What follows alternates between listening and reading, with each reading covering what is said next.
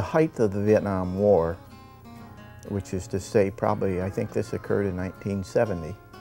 I was returning from a flight in my Helio from Lima Site 32, which is sort of north-central Laos on the northern edge of the PDJ, the Plain of Jars.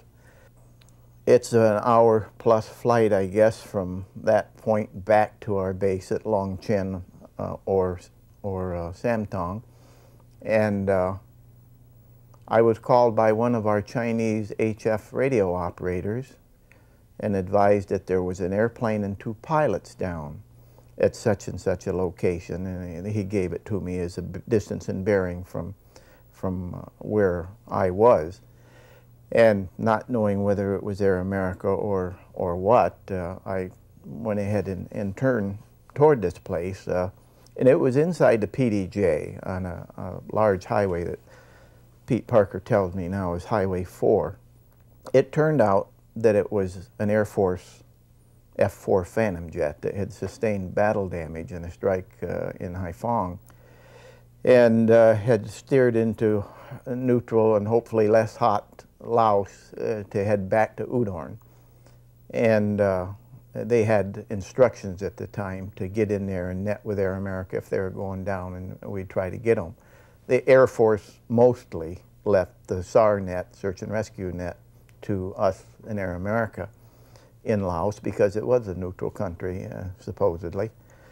But anyway, this guy went down in the PDJ, and the PDJ, to just about all of us in the company, was a place you avoided like the plague. Number one, they had big guns, they had a lot of nasty people in there. There was reputed to be at least a main force North Vietnamese division in the eastern and southeastern portion of the PDJ, as I recall.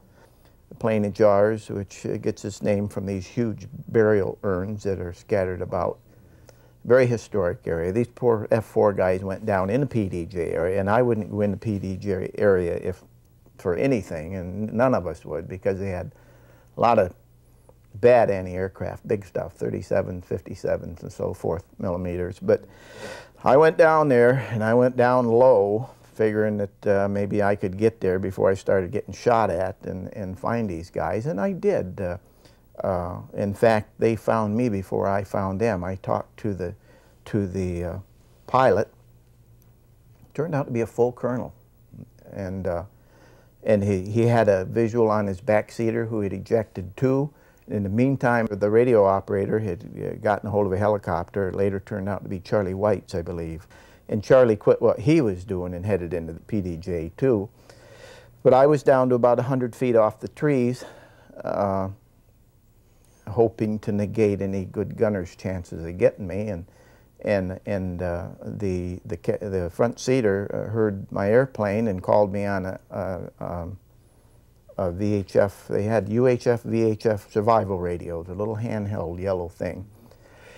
And he called me and then vectored me to him, and I found him. And at the same time, for the first time in my Air America career, I was on the receiving, second time of my career in Air America, I was on the receiving end of a 37 millimeter.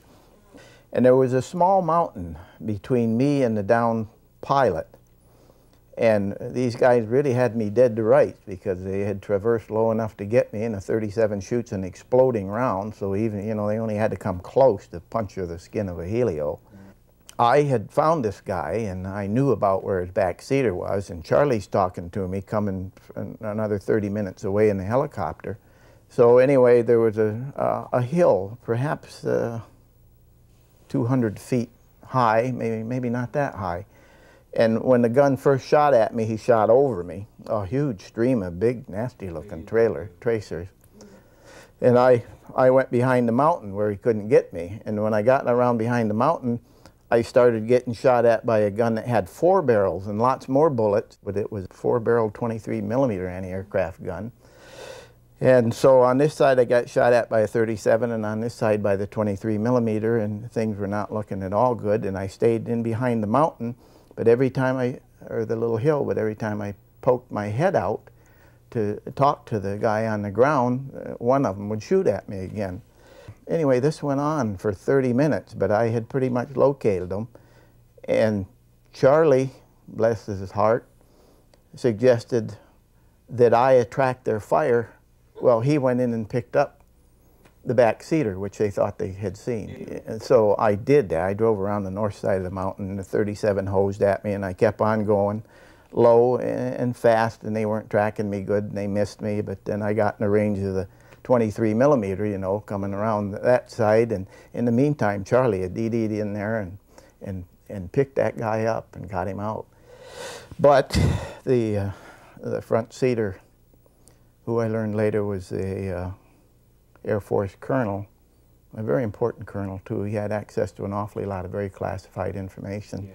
They captured him, but he told me, he said, "Buddy, you're doing an absolutely outstanding job," but he said, "I got to leave you now." He said, "These guys are right on top of me," and he said, "I'm smashing my radio." And that was the end of that story.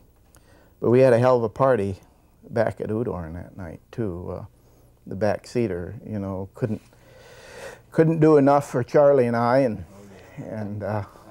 but that was you know, 50% of the loaf, I guess, is better than none, and I'm really glad that we were able to get one of them. But a pretty sad story, and it happened a lot in our crowd, more to the helicopter guys certainly because of their tactical capability, but certainly a lot of us fixed-wing people got involved in sad stuff like that too. Throughout my years in Southeast Asia, and they were all pretty bad combat years, it seems. Air America was, of course, a non-combatant, but there was a constant nagging loss among us. Always somebody was getting killed, especially as they introduced the SA-7 shoulder-launched missile. I was in over 6 years of combat with Air America, and of course it wasn't day-to-day combat, but we had, and of course I knew the military guys and how they reacted to down airmen, but if anything, the Air America crew were more tenacious.